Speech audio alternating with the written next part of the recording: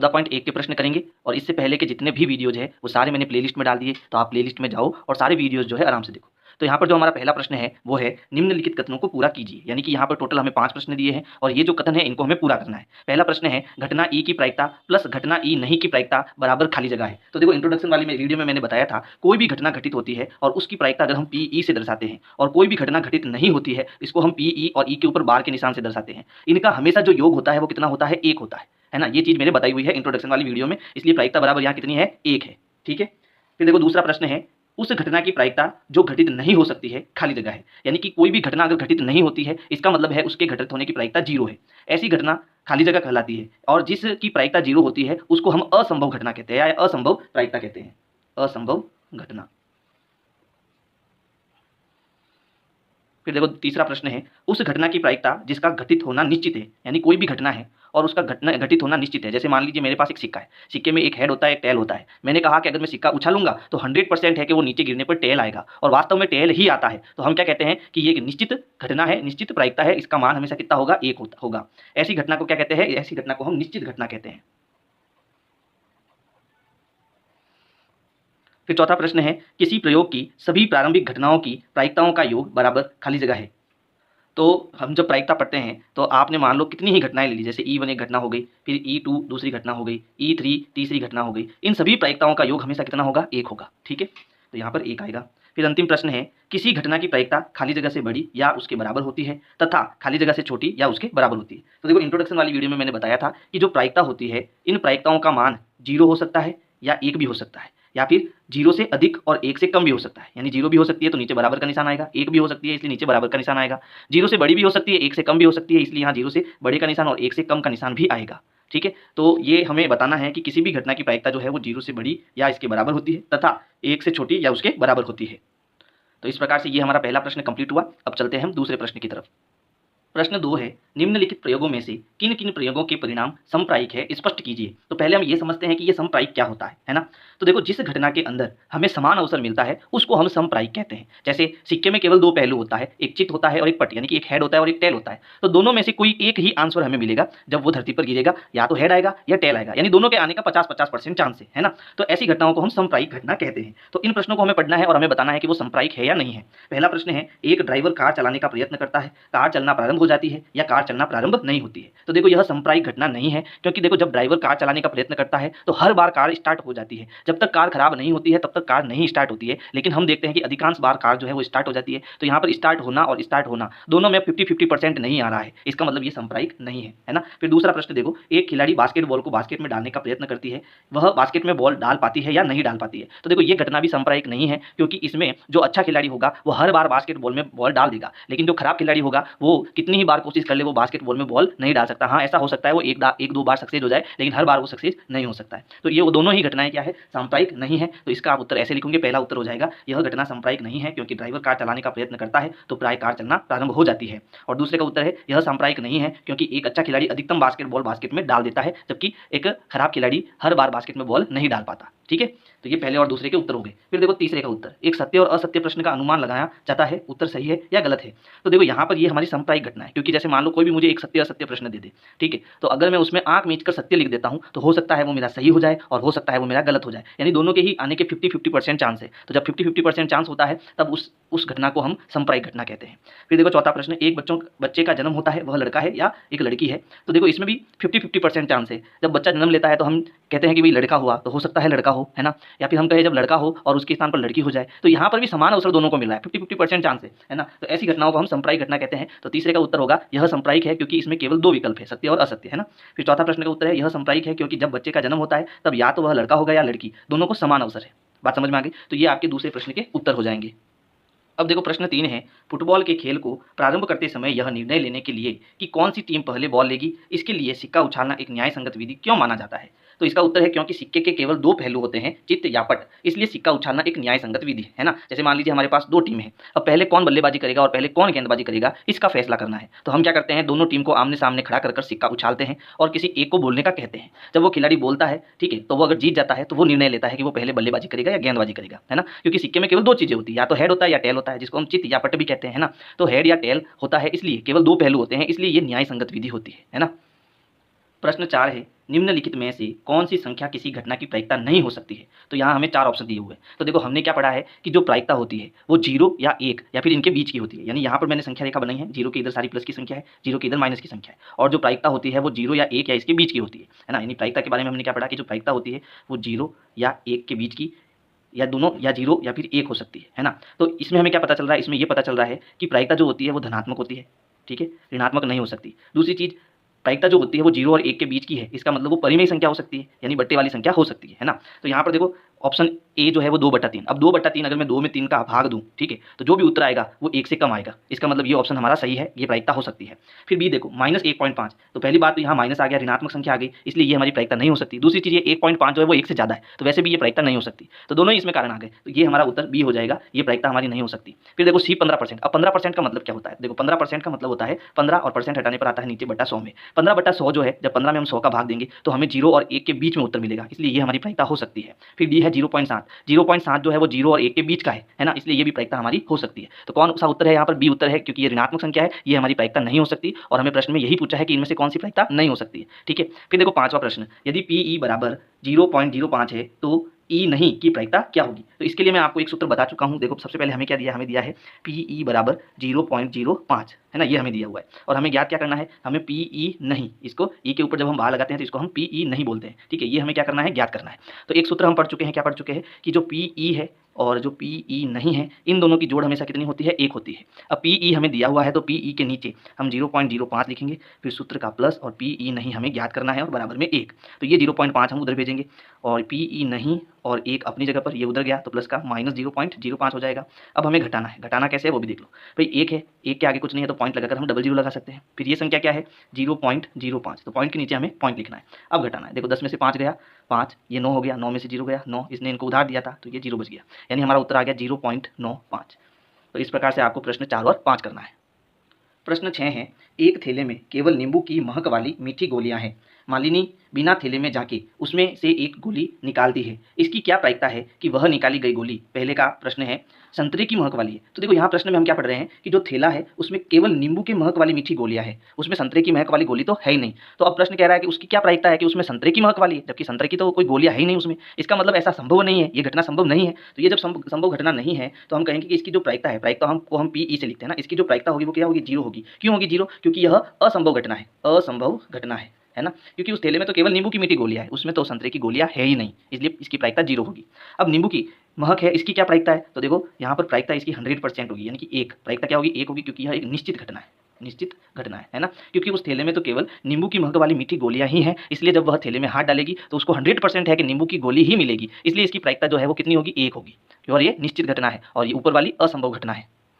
प्रश्न 7 है, यह दिया हुआ है कि 3 विद्यार्थियों के एक समूह में से 2 विद्यार्थियों के जन्मदिन एक ही दिन न होने की प्रायिकता 0.992 है, यानी कि उनका जन्मदिन नहीं होगा उस दिन, उसकी प्रायिकता 0.992 है। इसकी क्या प्रायिकता है कि इन दोनों विद्यार्थियों का जन्मदिन एक ही दिन हो, यानी कि जो हमने देखो प्रश्न पढ़ा था कि प्रायिकता नहीं है ना, प्रायिकता नहीं है, वो हमें दिया हुआ है, कितना दिया हुआ है, 0.992, कि उन दोनों विद्यार्थियों का उस दिन जन्मदिन नहीं होने की जो प्रायिकता है, नहीं मतलब ई के ऊपर बार है ना, वो हमें दे रखा है। और इस बार जो है हमें पी ज्ञात करना है, ज्ञात करना है, यानी कि इन दोनों विद्यार्थियों का जन्मदिन उस दिन होगा, उसकी प्रायिकता हमें ज्ञात करनी है। तो यहाँ भी देखो पी और पी नहीं आ रहा है, इसका मतलब हमें वही सूत्र लगाना है। कौन सा सूत्र, कि पी प्लस पी नहीं, इन दोनों का योग हमेशा कितना होता है, 1 होता है। तो यहाँ पर अब की बार हमें पी नहीं दे रखा है और पी हमें ज्ञात करना है, तो इसकी जगह हम लिखेंगे 0.992 और बराबर में आएगा 1। इसको हम उधर भेजेंगे तो पी और 1 अपनी जगह पर, ये उधर गया तो प्लस का उधर जाके हो गया माइनस का 0.992, है ना। अब हमें 1.30 लगा दो इसके पीछे, है ना, पॉइंट के नीचे पॉइंट, इधर है 992 और इधर है 0। अब घटाओ तो देखो ये सबको उधार देगा, ये इसको उधार देगा 10 बनेगा, फिर ये इसको उधार देगा तो ये 10 बनेगा, ये 9 बन जाएगा, ये इसको उधार देगा तो ये 10 बन जाएगा, ये 9 बन जाएगा, ठीक है। तो 10 में से 2 गया 8, 9 में से 9 गया 0, 9 में से 9 गया 0, और इसने सबको उधार दिया तो यहाँ 0 बच गया। तो हमारी जो दोनों का जन्मदिन एक ही होने की प्रायिकता, एक ही दिन होने की प्रायिकता क्या आ गई, 0.008 आ गई, और ये हमारा क्या हो जाएगा, आंसर हो जाएगा। प्रश्न 8 है, एक थैले में 3 लाल और 5 काली गेंद है, इस थैले में से एक गेंद यादृच्छिया निकाली जाती है, इसकी क्या प्रायिकता है कि गेंद लाल हो और लाल नहीं हो, ठीक है। तो यहाँ पर जो हमें दे रखा है पहले हम वो लिख देते हैं। हमें यहाँ दिया है कि जो लाल गेंद है, लाल गेंद उसकी संख्या कितनी है, 3 है। जो काली गेंद है, काली गेंद उनकी संख्या कितनी है, तो यहाँ पर 5 है। अब कुल गेंदें, तो कुल गेंदें इनको जोड़े हम तो कितनी आएगी, 8 आएगी। ये चीज़ जो है हमें दी हुई है, ठीक है। अब हमें पहले ज्ञात करना है कि इसकी क्या प्रायिकता है कि उस थैले में जब हम एक गेंद निकालेंगे बिना देखे, यादृच्छा का मतलब बिना देखे एक गेंद निकालेंगे कि वो लाल हो और लाल नहीं हो। तो हम पहले प्रश्न का उत्तर देंगे कि वो गेंद लाल हो, है ना। तो यहाँ पर लिख देते हैं लाल गेंद होने की प्रायिकता, ठीक है। तो प्रायिकता का जो फॉर्मूला होता है वो होता है PE बराबर अनुकूल परिणाम बटा कुल परिणाम। तो यहाँ पर देखो अनुकूल परिणाम, यहाँ पर किस गेंद की बात हो रही है, लाल गेंद की, तो ये हमारा अनुकूल परिणाम होगा। और लाल गेंद यहाँ पर कितनी दी हुई है 3, तो अनुकूल परिणाम में आएगा 3। फिर कुल गेंद, तो लाल और काली दोनों मिलाकर कुल गेंद कितनी है 8, तो कुल परिणाम में हमारा कितना आएगा 8। यही हमारा क्या हो जाएगा, पहले प्रश्न का आंसर हो जाएगा। तो ये पहले प्रश्न का आंसर हो गया। अब हमें दूसरे प्रश्न का आंसर चाहिए। तो देखो दूसरे प्रश्न में क्या चाहिए हमें, लाल गेंद नहीं होने की प्रायिकता, लाल गेंद नहीं की प्रायिकता, ठीक है, ये हमें ज्ञात करना है। तो कैसे ज्ञात करना, तो यहाँ पर आपके पास दो तरीके हैं। पहला तो आप सूत्र लगाओ कि PE बराबर क्या होता है, अनुकूल परिणाम बटा कुल परिणाम। तो यहाँ पर अनुकूल परिणाम, तो जो लाल गेंद नहीं है वो कितनी है 5 है, ये 5 काली गेंद है, ये लाल गेंद नहीं है। तो अब की बार हमारा अनुकूल परिणाम 5 आएगा और कुल परिणाम यानी टोटल गेंदें कितनी है 8। तो उत्तर आ जाएगा PE बराबर 5/8, ठीक है।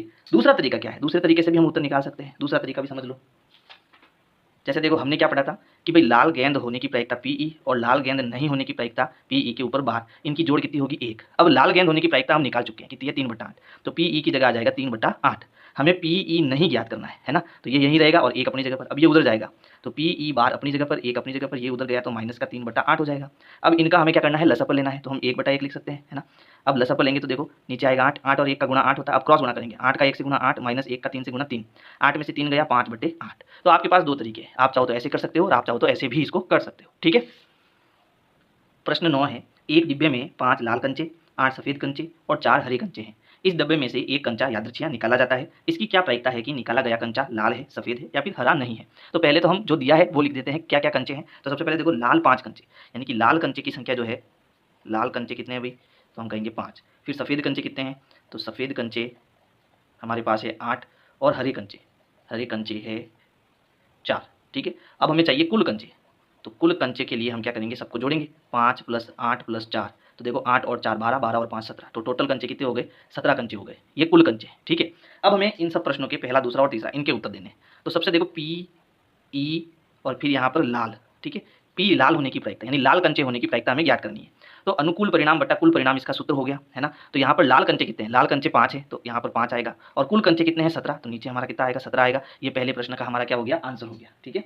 फिर दूसरा प्रश्न है सफ़ेद कंचे होने की प्रायिकता। तो आपकी जो प्रायिकता हमें चाहिए वो चाहिए सफ़ेद कंचे की, तो हमने यहाँ लिख दिया PE सफ़ेद, ठीक है। अब सफ़ेद कंचे कितने हैं, तो सफ़ेद कंचे 8 है, तो ऊपर 8 आएगा, और कुल कंचे कितने हैं 17, तो नीचे 8/17 हमारा उत्तर आएगा। आप चाहो तो ये सूत्र लगाकर भी कर सकते हो, यहाँ लिख सकते हो लाल कंचे बटा कुल कंचे फिर उत्तर लिख सकते हो, यहाँ लिख सकते हो सफ़ेद कंचे बटा कुल कंचे फिर उत्तर लिख सकते हो, और डायरेक्ट उत्तर लिखोगे तो भी सही है, कोई गलत नहीं करेगा। फिर अब देखो तीसरे प्रश्न का उत्तर हमें चाहिए। तो तीसरे प्रश्न का उत्तर निकालने के लिए यहाँ पर क्या चाहिए, हरा कंचा नहीं है।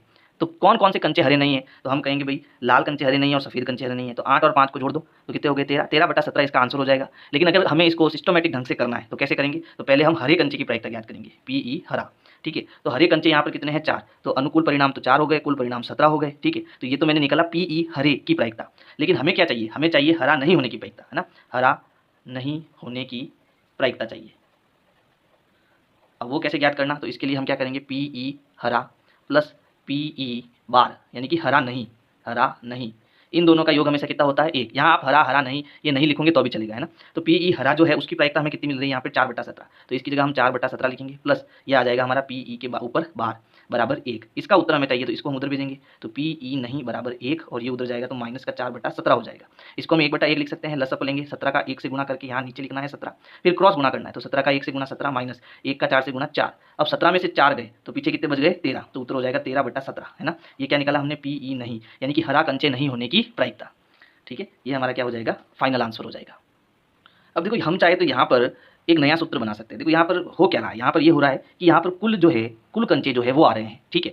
फिर यहाँ क्या आ रहा है, यहाँ पर जो हरे कंचे हैं वो आ रहे हैं और नीचे हमारे कुल कंचे वापस आ रहे हैं। तो जब ये सूत्र हम अप्लाई करेंगे तो जो हरे कंचे नहीं है उसकी प्रायिकता हमें मिल जाएगी। तो आगे के जितने भी प्रश्न आएंगे उसमें हम यही सूत्र अप्लाई करेंगे और सीधा उत्तर निकालेंगे, ठीक है।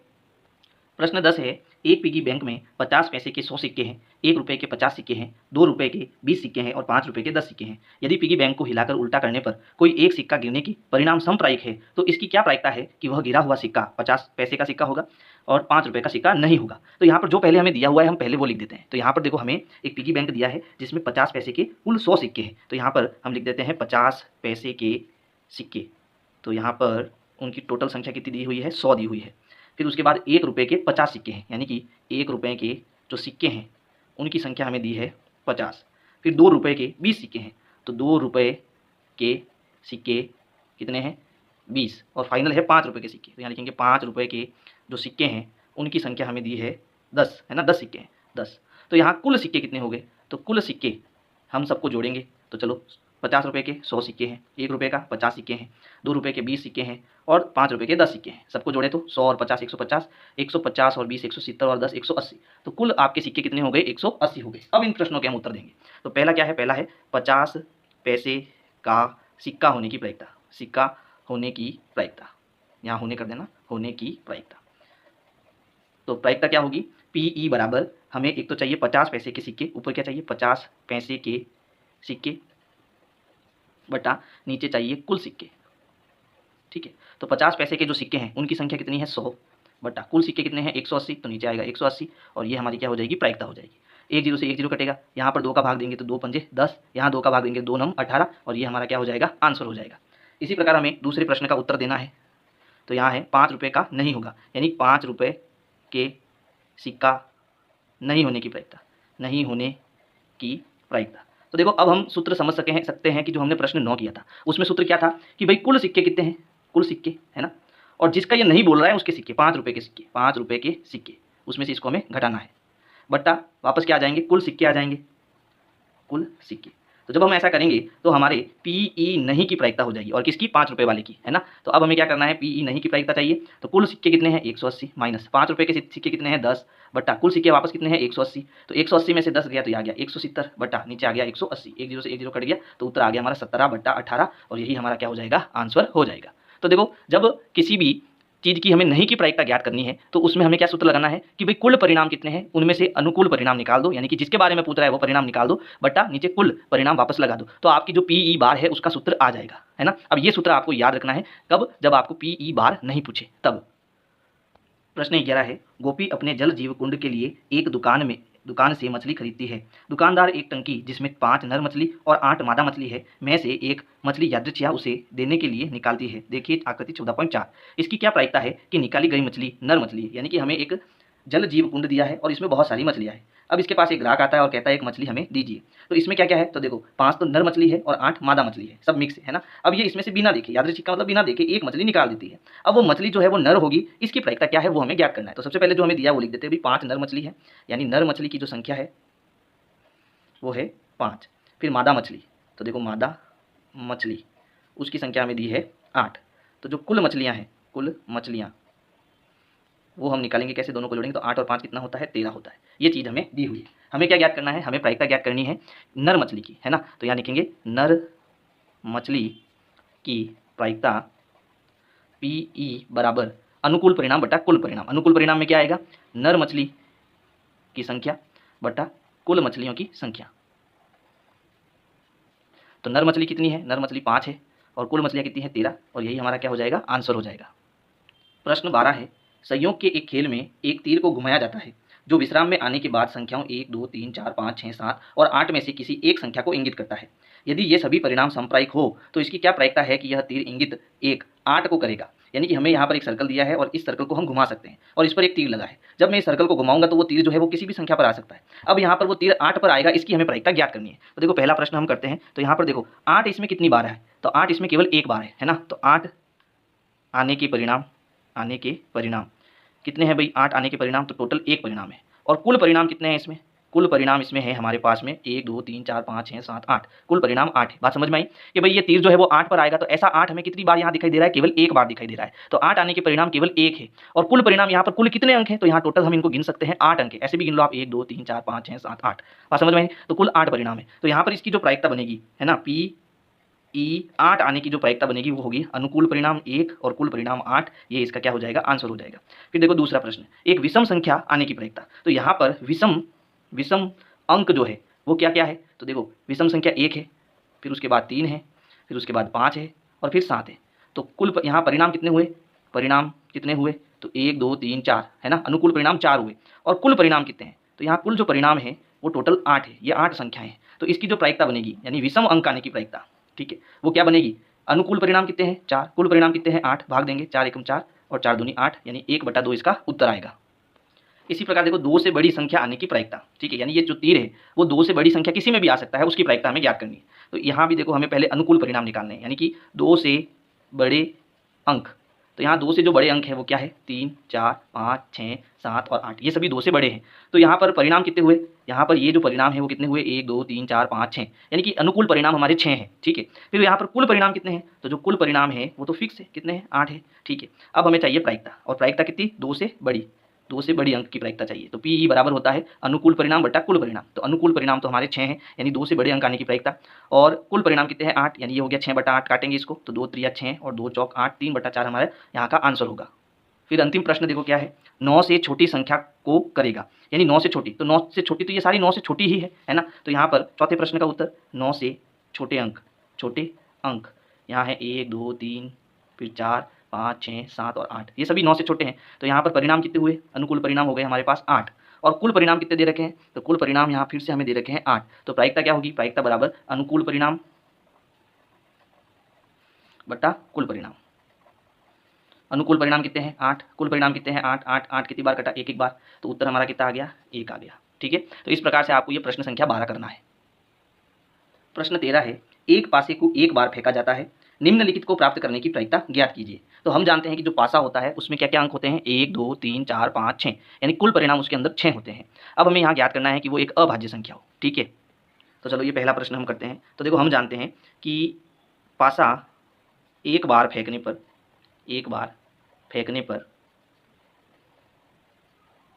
कुल परिणाम जो है वो कितने होंगे, 6 होंगे। और वो कौन कौन से हैं, 1 2 3 4 5 और 6, है ना, टोटल कितने हैं, 6 हैं। अब हमें उसमें से एक अभाज्य संख्या चाहिए। तो इसमें देखो अभाज्य संख्याएं क्या क्या होगी, तो हमेशा ध्यान रखना अभाज्य संख्याएं हमेशा 2 से स्टार्ट होती है, 2 3 और 5, ये तीनों ही अभाज्य संख्या है। तो यहाँ पर अभाज्य संख्या हमारे पास कितनी है, टोटल 3 है, और वो कौन कौन सी है, 2 3 और 5, यानी ये हमारा अनुकूल परिणाम हो गया और ये हमारा कुल परिणाम हो गया। अब हमें चाहिए प्रायिकता, है ना, क्या, एक अभाज्य संख्या होने की प्रायिकता चाहिए, क्योंकि हम पहले प्रश्न का उत्तर कर रहे हैं। तो सूत्र क्या बना, अनुकूल परिणाम बट्टा कुल परिणाम, और यहाँ अनुकूल परिणाम हमारे कितने हैं, हमें एक अभाज्य संख्या चाहिए ऊपर, तो अभाज्य संख्या 2 3 और 5 है, यानी टोटल परिणाम कितने हुए 3, और कुल परिणाम कितने हैं 6, भाग देंगे 3 एकम 3 3 दूनी 6, ये हमारा क्या हो जाएगा, आंसर हो जाएगा। फिर देखो दूसरे प्रश्न का उत्तर, तो दूसरे प्रश्न में हमें क्या पूछा है, 2 और 6 के बीच स्थित कोई संख्या, है ना। तो देखो 2 और 6 के बीच कौन कौन सी संख्या होगी, तो 2 व 6 के बीच संख्याएं क्या क्या हो सकती है, तो 2 और 6 के बीच में चाहिए 3 4 और 5, 3 4 और 5, तो यहाँ पर कितने परिणाम है, 3 परिणाम है, ठीक है। और कुल परिणाम कितने हैं, तो देखो कुल परिणाम तो फिक्स है, एक पासे में टोटल 6 होंगे, है ना। अब चाहिए प्रायिकता, तो पी ई बराबर क्या होगा, अनुकूल परिणाम बटा कुल परिणाम। अब आप इसकी जगह ये भी लिख सकते हो 2 व 6 के बीच के परिणाम बटा कुल परिणाम, है ना। तो यहाँ पर अनुकूल परिणाम तो हो जाएंगे 3, कुल परिणाम हो जाएंगे 6, भाग देंगे 3 एकम 3 3 दूनी 6, 1/2 हमारा उत्तर हो जाएगा। फिर तीसरा है एक विषम संख्या। तो यहाँ पर हम जानते हैं विषम संख्याएं क्या क्या होती है, 1 3 और 5, ये हमारी विषम संख्याएं, है ना। तो इसको कैसे करना है वो भी देख लो, तीसरा प्रश्न, विषम संख्याएं, ठीक है। तो इसमें भी 3 परिणाम हमें मिल रहे हैं, कौन कौन से, 1 3 और 5, और कुल परिणाम कितने हैं, तो कुल परिणाम तो फिक्स है, एक पासे में कुल 6 चीज़ें होती है। तो यहाँ पर हमारी प्रायिकता पी ई बराबर क्या हो जाएगी, अनुकूल परिणाम बट्टा कुल परिणाम। तो यहाँ हमें विषम संख्याएं अनुकूल परिणाम पूछी है, कितनी है 3, और कुल परिणाम कितने हैं 6, भाग देंगे दोनों में 3 का 3 एकम 3 3 दूनी 6, तो इसका भी उत्तर क्या आएगा 1/2। तो ये हो गया हमारा प्रश्न संख्या 13। प्रश्न 14 है, 52 पत्तों की अच्छी प्रकार से फेंटी गई एक गड्ढे में से एक पत्ता निकाला जाता है, निम्नलिखित को प्राप्त करने की प्रायिकता ज्ञात कीजिए। और हमें टोटल 6 प्रश्नों के उत्तर देने हैं। तो देखो इंट्रोडक्शन वाली वीडियो में मैंने ताश को अच्छी तरीके से बताया था, है ना, ताश में कितनी पत्तियां होती हैं, कौन कौन सी पत्तियां होती है, फिर भी एक बार मैं वापस बता देता हूँ, ठीक है, क्योंकि यहाँ पर टोटल 6 प्रश्न हैं। तो कुल पत्ते 52 होते हैं, और इन 52 पत्तों में 2 सेट होते हैं, 2 रंग के सेट होते हैं। एक तो काले रंग के सेट होता है, ठीक है, काले रंग का सेट होता है, और एक लाल रंग का सेट होता है, ठीक है। जो काले रंग के सेट होते हैं उसमें कुल 26 पत्तियां होती है, और लाल रंग के जो सेट होते हैं उसमें भी कुल 26 पत्तियां होती है, ठीक है। अब 26 पत्तियों में 2 सेट और बनते हैं, ठीक है। तो काले रंग की जो पत्तियां होती है उसमें से एक सेट का नाम होता है हुकुम, क्या नाम होता है, हुकुम, और दूसरे सेट का जो नाम होता है वो होता है चिड़ी। ये दोनों जो सेट होते हैं वो कैसे रंग के होते हैं, काले रंग के होते हैं। टोटल 26 पत्तियाँ होती है। फिर ये जो हुकुम होता है उसकी 13 पत्तियाँ होती है और चिड़ी की भी 13 पत्तियाँ होती है, ठीक है।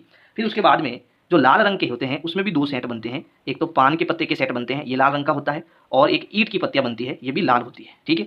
और इनके 2 जो सेट बनते हैं इनमें भी 13-13 पत्तियाँ होती है ना। यानी कि 52 पत्तियाँ है, उसमें काले रंग की 26 पत्तियाँ और लाल रंग की 26 पत्तियाँ। अब काले रंग में 2 सेट बनते हैं, एक हुकुम के और एक चिड़ी के। ये दोनों काले रंग की पत्तियाँ गिनी जाती है, दोनों के 13-13 पत्ते होते हैं। और लाल रंग में भी 2 सेट बनते हैं, पान का और ईंट का, इसमें भी 13-13 पत्तियाँ होती है। अब कौन कौन सी पत्तियाँ होती है तो अब उसको समझे। तो हुकुम में देखो सबसे पहले आता है इक्का, बादशाह, बेगम और गुल्ला। फिर उसके बाद 10, 9, 8, 7, फिर उसके बाद 6, 5, 4, 3 और 2, 2 के बाद एक आपका इक्का ही है, तो टोटल 13 पत्ते हो गए।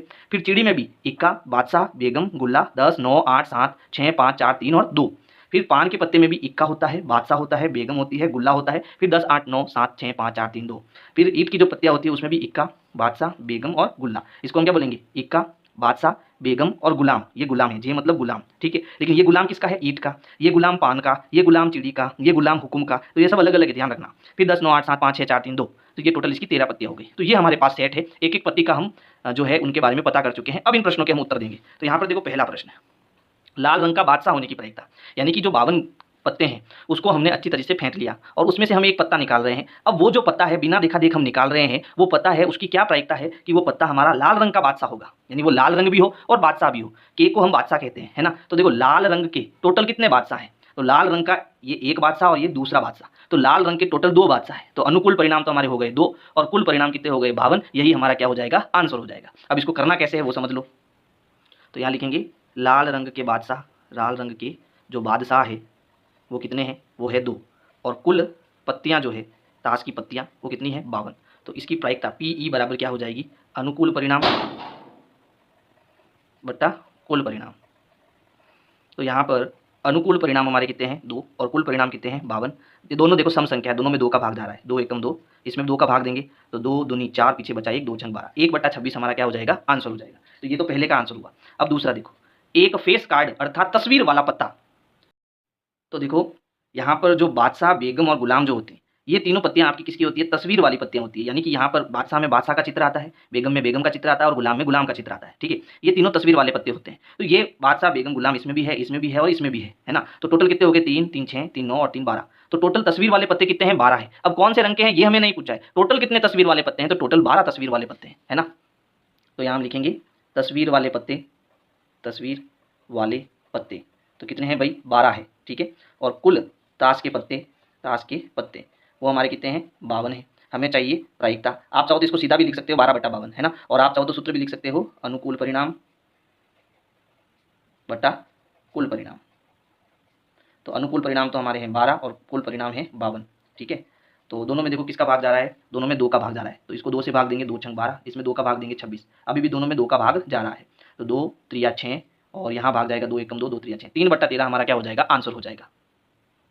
अब देखो तीसरा प्रश्न है लाल रंग का तस्वीर वाला पत्ता। तो अब यहाँ पर केवल लाल रंग की बात हो रही है, ठीक है। तो लाल रंग में देखो ये तीनों तस्वीर वाले पत्ते हैं, ये तीनों तस्वीर वाले पत्ते हैं, तो 3 और 3 कितने हो गए, 6। तो यहाँ पर अनुकूल परिणाम अब हमारा 6 होगा, है ना। तो लाल रंग के तस्वीर के पत्ते, तस्वीर के जो पत्ते हैं, ठीक है, उनकी संख्या कितनी है, 6 है। और कुल ताश के जो पत्ते हैं, कुल पत्ते भी लिख देते हैं इनको, कितने हैं, 52। अब हमें इसका प्रायिकता चाहिए। तो प्रायिकता का सूत्र है अनुकूल परिणाम बटा कुल परिणाम। तो यहाँ अनुकूल परिणाम हमारे 6 हो जाएंगे, कुल परिणाम 52 हो जाएंगे और ये हमारी प्रायिकता हो जाएगी। अब देखो यहाँ पर दोनों में जो है 2 का भाग जा रहा है, तो 2 का भाग देंगे, 2 त्रिया 6, यहाँ 2 का भाग देंगे, 26 बार भाग जाएगा और ये हमारा फाइनल आंसर हो जाएगा। फिर इसी प्रकार देखो चौथे प्रश्न का आंसर, पान का गुलाम। अब देखो यहाँ केवल पान के गुलाम की बात हो रही है। तो यहाँ पर देखो पान ये है और उसमें गुलाम कितना है, केवल 1 है। बात समझ में आई। अगर ये कहता गुलाम की प्रायिकता तो गुलाम यहाँ टोटल 4 है, लेकिन इसने स्पष्ट कहा है कि जो पान है उसका गुलाम, पान का गुलाम तो केवल 1 ही है ना। तो यहाँ पर हमारी जो प्रायिकता हो जाएगी, पान का जो गुलाम है उसकी संख्या कितनी है, केवल 1, और कुल पत्ते जो हैं ताश के वो कितने हैं, 52। तो प्रायिकता हमारी क्या हो गई, अनुकूल परिणाम बटा कुल परिणाम, यानी 1/52। ये हमारा आंसर हो जाएगा, ठीक है।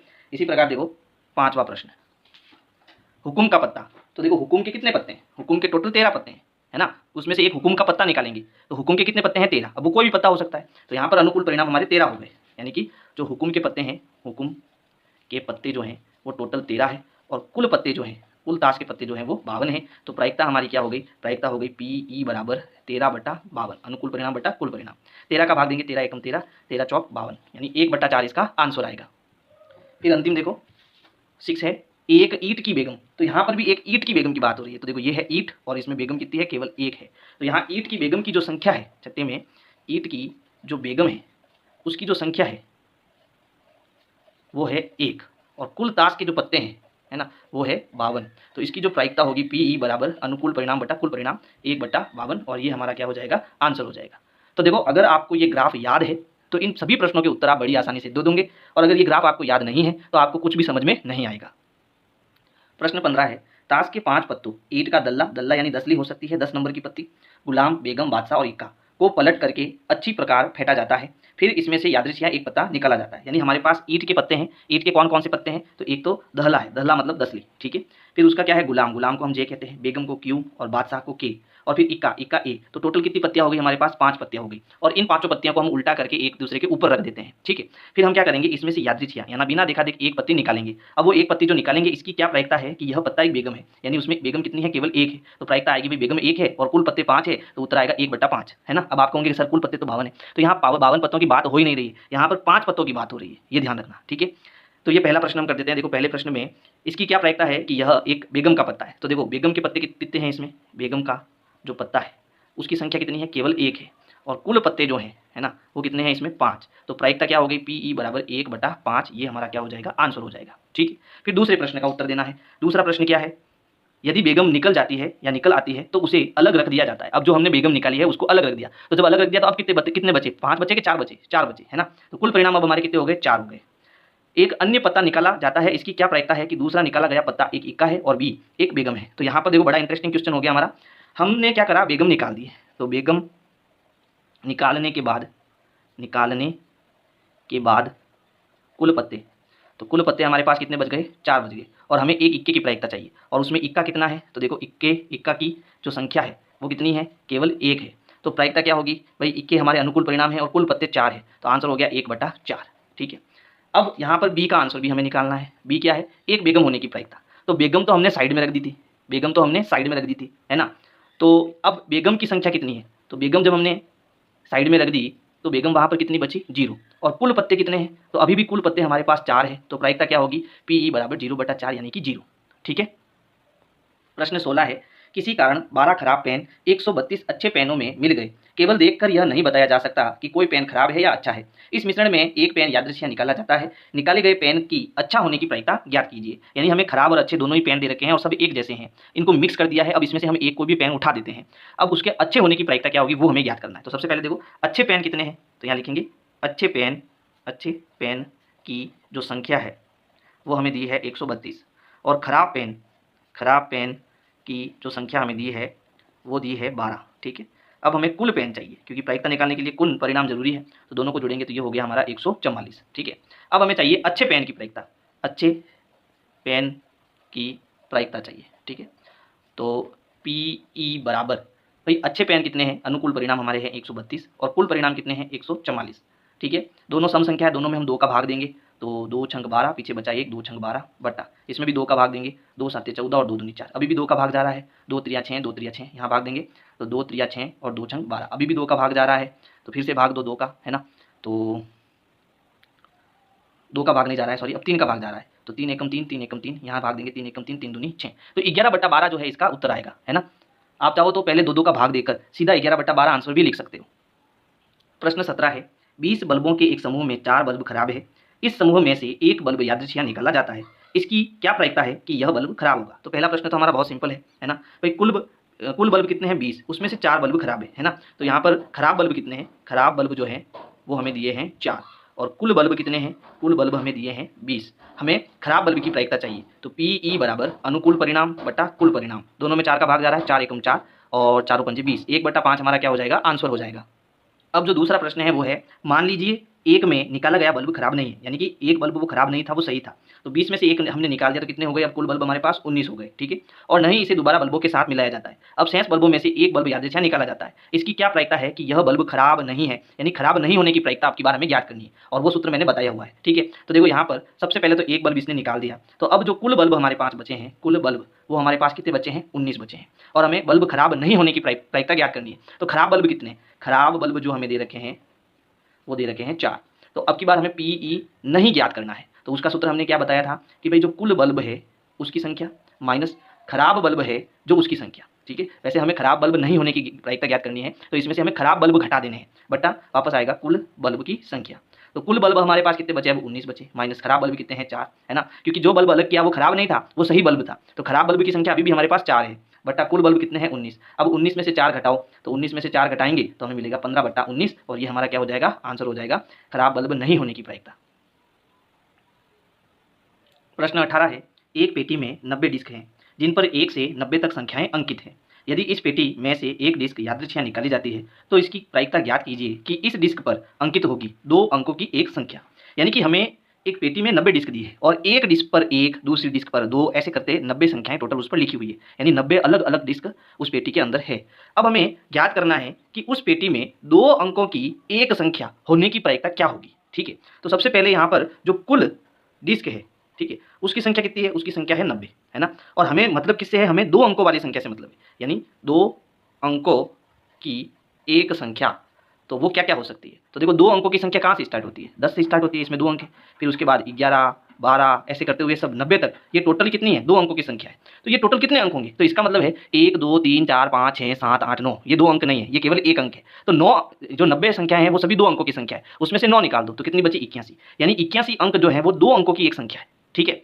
अब हमें प्रायिकता निकालनी है पीई, तो अनुकूल परिणाम तो हमारे कितने हो गए, 81, क्योंकि हमें पूछा है 2 अंकों की एक संख्या, और कुल परिणाम हो गए 90। इन दोनों में 9 का भाग जाता है, 9 9 81 और 9 दाए 90, 9/10 हमारा आंसर हो जाएगा। फिर देखो दूसरा प्रश्न, दूसरा प्रश्न क्या कह रहा है, एक पूर्ण वर्ग संख्या। तो देखो पूर्ण वर्ग संख्या क्या होती है, 1, 2 का 2 से गुणा 4, 3 का 3 से गुणा 9, 4 का 4 से गुणा 16, 5 का 5 से गुणा 25, तो ये सभी क्या है, पूर्ण वर्ग संख्या है। तो कुल डिस्क कितनी है, तो यहाँ पर कुल डिस्क तो हमें दे रखी है 90, ठीक है। उसमें से हमें पूर्ण वर्ग संख्याएं चाहिए, पूर्ण वर्ग संख्या, ठीक है। तो वो कौन कौन सी है, तो 1 का 1 से गुणा, 2 का 2 से गुणा 4, 3 का 3 से गुणा 9, 4 चौक 16, 5 चौक 25, 6 छंग 36, 7 7 49, 8 8 64, 9 9 81, है ना। और 10 × 10 100 होता है, 100 तो हमें नहीं चाहिए क्योंकि हमारे पास 90 डिस्क की है। तो ये अब देखो कितने अंक हुए, 1 2 3 4 5 6 7 8 9, यानी 9 पूर्ण वर्ग संख्याएं हैं, ठीक है। तो अब हमारी जो प्रायिकता है पीई वो क्या होगी, अनुकूल परिणाम बटा कुल परिणाम, यानी ये हो जाएगा 9/90।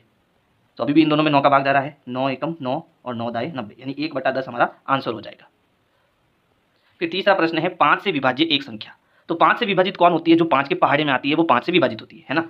तो यहाँ पर जो कुल डिस्क है यानी कुल परिणाम जो है वो हमें दिए हैं 90, और हमें यहाँ पूछ रहा है 5 से विभाजित संख्या है। तो 5 से विभाज्य जो संख्याएं हैं वो कौन कौन सी है ना। तो देखो सबसे पहले 1 से 90 तक मैं देखूँ तो 5 5 से विभाजित होता है, ठीक है। 5, 10, 15, 20, 25, फिर उसके बाद में आता है 30, 35, 40, 45, 50, फिर आता है 55, 60, फिर आता है 65, है ना, 70, 75, 80, 85 और लास्ट में 90। ये सभी संख्याएं 5 से विभाजित है। अब ये कितनी संख्याएं, 1 2 3 4 5 6 7 8 9 10 11 12 13 14 15 16 17 18, टोटल कितनी संख्याएं हैं, ये टोटल 18 संख्याएं हैं। यानी हमारे अनुकूल परिणाम 18 है और कुल परिणाम 9 है ना। तो प्रायिकता क्या होगी, पीई बराबर 18, कुल डिस्क 90 है, सॉरी 18/90, है ना। और इन दोनों में देखो 9 का पहाड़ा है, 9 एकम 9, 9 दूनी 18 और 9 दाए 90। अब इन दोनों में 2 का पहाड़ा है, 2 एकम 2, 2 पंजे 10, यानी 1/5 जो है हमारा आंसर हो जाएगा।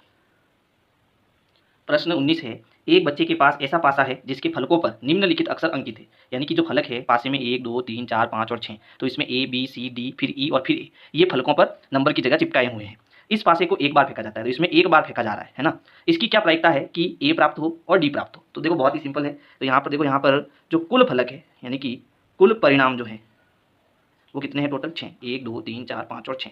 हमें ए की प्रायिकता ज्ञात करनी है, ए आने की प्रायिकता ज्ञात करनी है, ठीक है। तो ए के जो फलक है यहाँ पर वो हमें कितने दे रखे हैं, तो ए यहाँ पर 2 बार दे रखा है ना। तो ये हमारा हो गया अनुकूल परिणाम।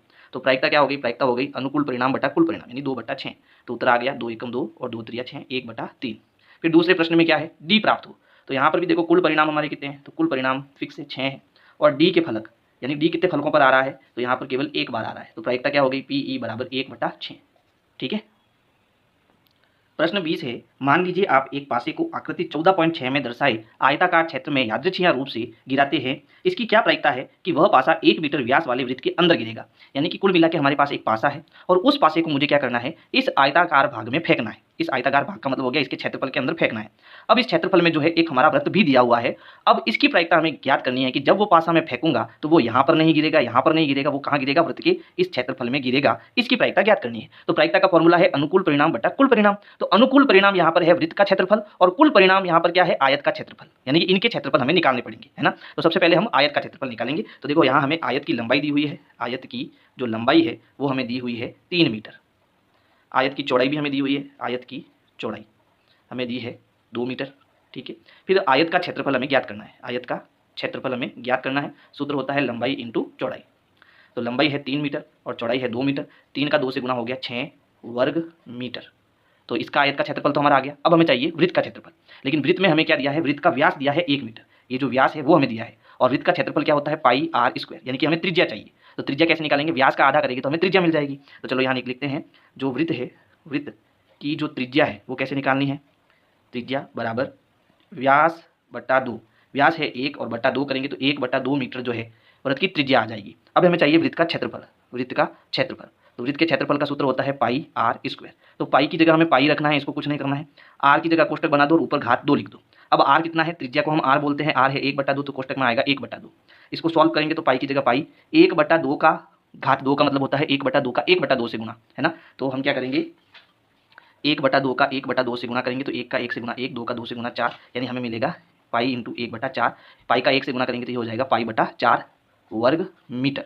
तो हमारे पास आयत का क्षेत्रफल भी आ गया, वृत्त का क्षेत्रफल भी आ गया। और अब हमें क्या ज्ञात करना है, अब हमें प्रायिकता ज्ञात करनी है कि पासा जो है वो वृत्त के अंदर गिरे, है ना। तो यहाँ पर सीधा मैं लिख देता हूँ PE बराबर, ऊपर क्या आएगा, ऊपर आएगा अनुकूल परिणाम यानी कि वृत्त का क्षेत्रफल, ठीक है, बटा नीचे आएगा कुल परिणाम यानी कि कुल परिणाम यानी आयत का क्षेत्रफल।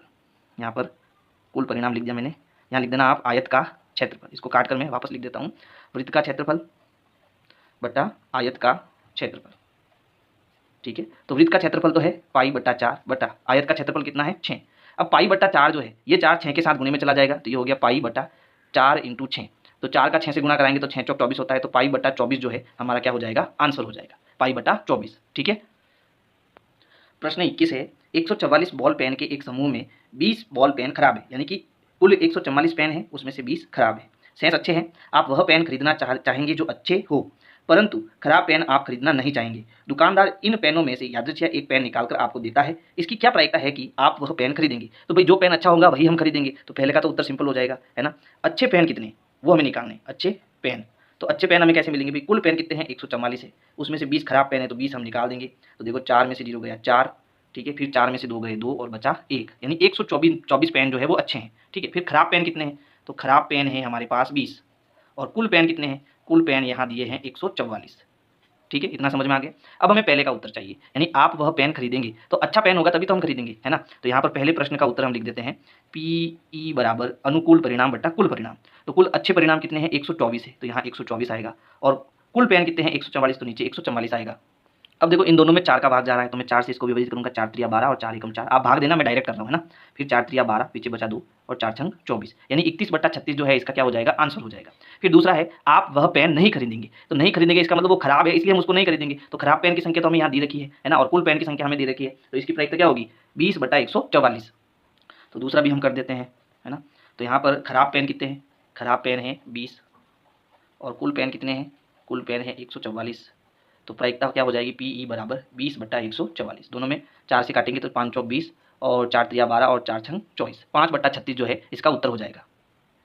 प्रश्न 22 है, उदाहरण 13 को देखिए, निम्नलिखित सारणी को पूरा कीजिए। यानी उदाहरण 2 में हमें क्या कहा है, उदाहरण 2 में हमें 2 पासे दिए हैं और इंट्रोडक्शन वाली वीडियो में मैंने बताया था कि जब एक पासा होता है तो कितने परिणाम होते हैं और 2 पासे होते हैं तो कितने परिणाम होते हैं। तो उदाहरण 13 में हमें 2 पासे दिए हैं और हमें यहाँ पर कह रहा है कि अगर मैं दोनों पासों को फेंकता हूँ, ठीक है, तो दोनों पासों की संख्याओं का जो योग है वो 2 होगा। इसकी क्या प्रायिकता होगी, उन पासों का योग 3 होगा। इसकी क्या प्रायिकता होगी, उन पासों का योग 4 होगा। इसकी क्या प्रायिकता होगी, यानी इन सभी के उत्तर हमें यहाँ पर सारणी में लिखने हैं। ठीक है, तो अब हमारे पास कितने पासे हैं, 2 पासे हैं और हम जानते हैं कि जब हमारे टोटल 2 पासे होते हैं तो कुल परिणाम 36 होते हैं। और कुल परिणाम 36 में क्या होता है कि हो सकता है जब मैं दोनों पासों को एक साथ फेंकूं तो दोनों में कितना आ जाए, 1 1 आ जाए। ये भी हो सकता है एक में 1 आए दूसरे में 2 आए। फिर ये भी हो सकता है 1 और 3 आ जाए, ऐसे करके 2 1 2 2 2 3 और ऐसे आता रहे, 3 1 3 2 ऐसे भी आ सकता है, 4 1 4 2 ऐसे भी आ सकता है, 5 1 5 2 ऐसा भी आ सकता है और 6 1 6 2 ऐसा भी आ सकता है। यानी कुल कितनी संभावनाएं हो सकती है? कुल ऐसी 36 संभावनाएं हो सकती है और ये 36 संभावनाएं मैंने यहाँ पर लिख दी है। ठीक है, ये मैंने इंट्रोडक्शन वाली वीडियो में आपको बताया था। अब यहाँ पर जो है हमें इस सारणी को भरना है, तो इस सारणी को भरने के लिए हमें इन सब प्रश्नों के क्या करने पड़ेंगे? उत्तर देने पड़ेंगे। तो यहाँ पर देखो, हम सूत्र तो जानते हैं, सूत्र क्या होता है कि जो प्रायिकता होती है इसका सूत्र होता है अनुकूल परिणाम बट्टा कुल परिणाम, है ना। और यहाँ पर ऊपर हमें अनुकूल परिणाम दे रखे हैं और नीचे हमें प्रायिकता ज्ञात करनी है। तो देखो कुल परिणाम तो यहाँ पर कितना है? 36 है, क्योंकि यहाँ पर दो पासों की बात हो रही है। जब दो पासे एक साथ फेंकते हैं या दो पासों को एक एक करके फेंकते हैं, तब हर केस में हमारा कुल परिणाम कितना होता है? 36 होता है। ठीक है, तो कुल परिणाम तो हमें मिल गए। अब अनुकूल परिणाम हमें बताने, वो हम यहाँ से बताएंगे। ये कह रहा है कि घटना दोनों पासों की संख्याओं का योग 2 हो, तो हम जानते हैं कि भाई दोनों पासों में जब एक एक आएगा तभी तो इसकी जोड़ कितनी आएगी? 2 आएगी। इसके अलावा ऐसी घटना देख लो जिसमें दोनों का योग 2 आए, ऐसा संभव नहीं है। तो ऐसा हमें कितनी बार देखने को मिल रहा है? केवल एक बार देखने को मिल रहा है। तो हमारी अनुकूल परिणाम कितना हो गया? 1 हो गया, इसलिए यहाँ पर हमारा आंसर होगा 1/36। बात समझ में आई? ठीक है, तो अब देखो, जब दोनों पासों को हम फेंकेंगे तो इसकी क्या प्रायिकता होगी कि उन दोनों का योग 3 हो। तो ऐसा कितनी बार हो सकता है? तो यहाँ पर देखो, जब पहले पासे में 1 आए और दूसरे पासे में 2 आए, तब हमारा योग कितना बनता है? 3 बनता है ना। यानी कि 1 और 2 आने पर 3 आता है। ऐसा भी हो सकता है एक पासे में 2 आ जाए और दूसरे पासे में 1 आ जाए, तब भी योग कितना आ रहा है? 3 आ रहा है ना। अब इन दोनों के अलावा ऐसी कोई भी स्थिति नहीं बनेगी कि उन दोनों का योग 3 आए, है ना। तो यहाँ पर हमारे अनुकूल परिणाम कितने आ रहे हैं? 2 आ रहे हैं, है ना। अनुकूल परिणाम कितने आ रहे हैं? 2 आ रहे हैं और कुल परिणाम कितने हैं? 36। तो उत्तर आ गया 2/36। इसको आप सरल भी कर सकते हो, 2/36 को आप 2 एकम 2 और यहाँ पर 2 का भाग देंगे, 2 एकम 2 और 2 8 16, 1/8 भी यहाँ पर लिख सकते हो। ठीक है, फिर देखो दोनों पासों का योग 4 हो, तो ऐसा कब हो सकता है? देखो, यदि पहले पासे में 1 आए और दूसरे पासे में 3 आए, तब दोनों की जोड़ हमारी कितनी बनेगी? 4 बनेगी। फिर इसको सीधी गिनती और इसकी उल्टी गिनती लिखो, यानी 1 के बाद क्या आता है? 2 और 3 के पीछे कितना आता है? 2। तो 2 और 2 भी कितना होता है? 4। फिर 2 के आगे बढ़ो 3 और 2 के पीछे बढ़ो कितना? 1। इनका योग भी कितना आता है? 4। तो ऐसी अनुकूल परिस्थितियाँ कितनी बन सकती है? 3। तो हमारा प्रायिकता क्या हो जाएगा? 3/36। फिर दोनों पासों का योग 5 हो, तो ऐसा कितनी बार हो सकता है? तो देखो, एक तो मैं 1 लूँ और फिर 4 लूँ, तब कितना आ रहा है? 5 आ रहा है दोनों का योग। अब इसकी तो सीधी गिनती लिखो, इसकी उल्टी गिनती लिखो। तो 1 के बाद आता है 2, फिर 3, फिर 4, 4 रुक जाओ, है ना, ये लास्ट हमारा 4 है। फिर यहाँ उल्टी गिनती, तो 4 के बाद आता है 3, फिर 2 और फिर 1। तो देखो हर कंडीशन में योग हमारा कितना आ रहा है? 5 आ रहा है। तो ऐसे कितनी बार आ रहा है? ऐसे 4 बार आ रहा है। तो हमारी प्रायिकता कितनी हो जाएगी? 4/36, है ना। फिर इसी प्रकार देखो, इसी प्रकार दोनों पासों का योग 6 है, तो 6 कब होगा? देखो, जब 1 और 5 हो, है ना। अब इसकी उल्टी गिनती, इसकी सीधी गिनती और इसकी उल्टी गिनती, तो 1 2 3 4 और 5, 5 आने पर रुक जाना है। फिर 5 के 4, फिर आता है 3, फिर 2 और फिर 1। हर केस में योग कितना आ रहा है? देखो 6 आ रहा है। ठीक है, तो ऐसी अनुकूल स्थितियाँ कितनी बन रही है? 1 2 3 4 5। तो यहाँ पर हमारा उत्तर आ जाएगा 5/36। बात समझ में आ रही है ना। और ये सारे परिणाम हम इसमें से ले रहे हैं, ये सारे परिणाम इसी में से ले रहे हैं, लेकिन मैं यहाँ पर आपको एक शॉर्ट तरीका बता रहा हूँ कि कैसे आप दो पासों का योग ये लेके आओगे। बात समझ रहे हो ना। फिर देखो यहाँ पर दोनों पासों का योग 7 आना चाहिए, तो 7 कैसे आएगा? तो हम यहाँ लिखेंगे भाई, यहाँ 1 होगा, है ना। नहीं, अब यहाँ 1 नहीं हो सकता, क्योंकि हाँ 1 होगा, 1 और 6, तब हमारा योग कितना आ रहा है? 7 आ रहा है। अब इसकी सीधी गिनती, इसकी उल्टी गिनती, तो यहाँ आ जाएगा 2 3 4 5 और 6, 6 आ गया तो रुक जाना है। फिर उसके बाद यहाँ 6 का 5 4 3 2 और 1। हर कंडीशन में दोनों का योग कितना आ रहा है? 7 आ रहा है। और ऐसी अनुकूल स्थितियाँ कितनी बार बन रही है? 1 2 3 4 5 6 बार बन रही है। तो हमारा उत्तर आ जाएगा 6/36, है ना। फिर यहाँ पर आंसर हमें दे रखा है 5/36। अब ये कैसे आया वो भी पता करते हैं। दोनों पासों का योग कितना है? 8 है। तो 8 कब बनेगा? जब यहाँ पर हम 2 लें और 6 लें तो 8 बनेगा, है ना। तो अब हमें 1 नहीं लेना है, क्योंकि 1 और 6 से 7 बन रहा है। 2 और 6 लेना है। अब सीधी गिनती और उल्टी गिनती, 2 के बाद आएगा 3 4 5 6, फिर यहाँ पर 5 6 के बाद आएगा 5 4 3 2। हर केस में हमारा योग कितना आ रहा है? 8 आ रहा है। और ये कितनी स्थितियाँ हैं? 1 2 3 4 और 5 स्थितियाँ, इसलिए यहाँ 5/36 आएगा। फिर 9, दोनों पासों का योग कितना आना चाहिए? 9 आना चाहिए। तो देखो 9 कब आएगा? जब एक पासे में 3 हो, दूसरे में 6 हो, तब 9 होगा, है ना।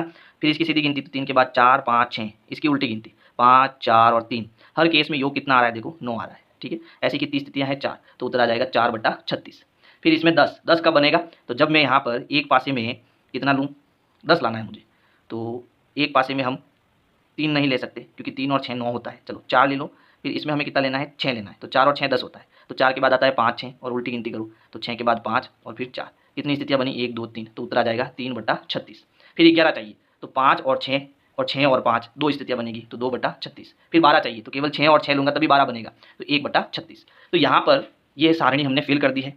ठीक है, अब मान लो परीक्षा में आपको ऐसा पूछे कि दो पासों को एक साथ उछाला जाता है, इसकी क्या प्रायिकता है कि दोनों पासों में अंकों का योग 8 आएगा। ठीक है, तो यहाँ पर हमारे कुल परिणाम तो फिक्स है। कुल परिणाम यहाँ कितने हैं भाई? 36 है ना, क्योंकि दो पासे हैं। और अब हमें चाहिए अनुकूल परिणाम। तो अनुकूल परिणाम हमें कैसे मिलेंगे? तो देखो, दोनों पासों का योग 8 कब होगा? जब यहाँ पर मैं कितने पासे लूँ? 2 पासे लूँ। एक पासे में 2 अंक आए और एक पासे में 6 आए। फिर क्या लूँ? तो यहाँ पर देखो, 2 के आगे 3 और इसके 5 कर दो। फिर 3 के आगे आता है 4 और 5 के आगे पीछे आता है 4, फिर उसके बाद 4 के बाद आएगा 5, है ना, और 5 और 3 8 होता है, फिर एक स्थिति और बनेगी 6 और 2, तो कुल कितनी स्थितियाँ हुई 1 2 3 4 और 5, तो कुल हमारे अनुकूल परिणाम हो गए 5। फिर सूत्र लगा दो PE बराबर 5/36, ये हमारा क्या हो जाएगा, आंसर हो जाएगा। तो अगर पर्टिकुलर आपको अलग से प्रश्न पूछता है तो आपको ऐसे करना है। फिर यहाँ देखो दूसरा प्रश्न है, एक विद्यार्थी यह तर्क देता है कि यहाँ कुल 11 परिणाम है। 11 कैसे हैं भाई, 2 3 4 5 6 7 8 9 10 11 और 12, है ना, यानी ये परिणाम अगर दोनों पासों का योग हम करें तो ये चीजें आ सकती है। तो यहाँ पर ये टोटल कितने परिणाम आ रहे हैं, यहाँ 11 परिणाम आ रहे हैं। अतः प्रत्येक की प्रायिकता क्या 1/11 है। क्या आप इस तर्क से सहमत है, सकारण उत्तर दीजिए। तो हम इस तर्क से सहमत नहीं है, क्योंकि ये जो प्रायिकता ये बता रहा है 1/11, ये संप्राय नहीं है ना, संप्राय प्रायिकता नहीं है, संप्राय या संप्रायिक, है ना, संप्रायिक नहीं है। संप्रायिक का मतलब है कि 50-50 चांस नहीं है इसमें, है ना, कि हर बार हमारी प्रायिकता 1/11 ही निकले, ऐसा संभव नहीं है, इसलिए यह तर्क सही नहीं है।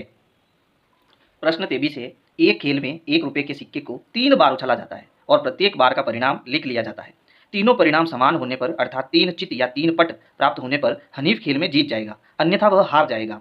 तो हनीफ के खेल में हार जाने की प्रायिकता परिकलित कीजिए। तो यहाँ पर देखो सिक्कों की बात हो रही है और सिक्कों को हम लगातार 3 बार उछाल रहे हैं, तो चाहे सिक्के को हम एक ही सिक्के को 3 बार उछालें या फिर हमारे पास कुल 3 सिक्के हो उनको एक साथ उछालें, बात एक ही है। तो यहाँ पर हम सिक्के कितने ले रहे हैं भाई, सिक्के 3 ले रहे हैं। अब हमें कुल परिणाम निकालना है, तो हम जानते हैं कि भाई एक सिक्के में एक तरफ हेड होता है और दूसरी तरफ टेल होता है, तो यहाँ पर कुल कितनी चीजें हैं, 2 चीजें हैं। अब 3 सिक्के हैं तो इसके ऊपर घात 3 लगा दो तो हमें कुल परिणाम मिल जाएंगे। तो 2 की घात 3 का मतलब होता है 2 × 2 × 2, तो 2 दूनी 4 4 दूनी 8, यानी कुल परिणाम 8 आएंगे। अब वो क्या क्या होंगे, तो देखो मान लो मेरे पास 3 सिक्के हैं, है ना, या 3 सिक्के लो या फिर एक ही सिक्के को 3 बार उछालो, बात एक ही है। 3 सिक्के हैं, तीनों को एक साथ मैं उछालता हूँ, तो मान लो तीनों सिक्के को उछालने पर तीनों पर क्या आ गया, हेड हेड हेड आ गया, चित चित चित आ गया, या फिर तीनों में क्या आ जाए, T T T tail tail tail आ जाए, पट पट पट आ जाए, है ना। ऐसा भी तो हो सकता है कि 2 बार एच आए 1 बार टी आए, ऐसा भी हो सकता है ये टी बीच में आए दोनों तरफ एच आए, ऐसा भी हो सकता है ये टी इस तरफ आए और 2 एच इस तरफ आए।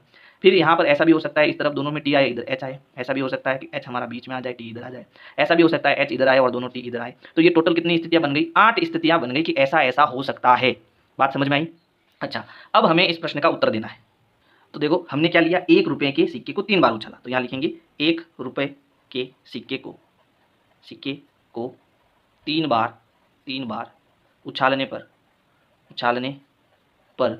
संभावित परिणाम यानी क्या क्या परिणाम आ सकते हैं, उनकी संख्या कितनी है, 8 है। अब वो क्या क्या है, तो हो सकता है तीनों बार एच आ जाए, हो सकता है 2 बार एच आए 1 बार टी आए, एच टी एच आए, या फिर टी एच एच आए, या फिर तीनों बार टी आए, तीनों बार टी आए, या फिर 2 बार टी और 1 बार एच आए, 1 बार टी एच टी आए, या फिर एच टी टी आए। तो ये संभावित परिणाम 1 2 3 4 5 6 7 8 टोटल 8 हो सकते हैं, है ना। फिर हमें वो जीतेगा कब, जब या तो तीनों बार जीता है या तीनों बार पटा है। तो ऐसा कितनी बार हो रहा है, 1 और 2, केवल 2 बार ऐसा हो रहा है ना। तो यहाँ लिखेंगे हनीफ कहाँ गया, ये रहा, हनीफ के खेल में जीतने के अनुकूल परिणाम, और वो कितने हैं, वो है 2। कौन कौन से, या तो दोनों में तीनों में एच एच एच आए, या फिर तीनों में टी टी टी आए, तब वो जीतेगा, नहीं तो हार जाएगा। बात समझ में आ गई, ठीक है। अब हमें क्या चाहिए, अब हनीफ के खेल में हार जाने की प्रायिकता चाहिए, ठीक है।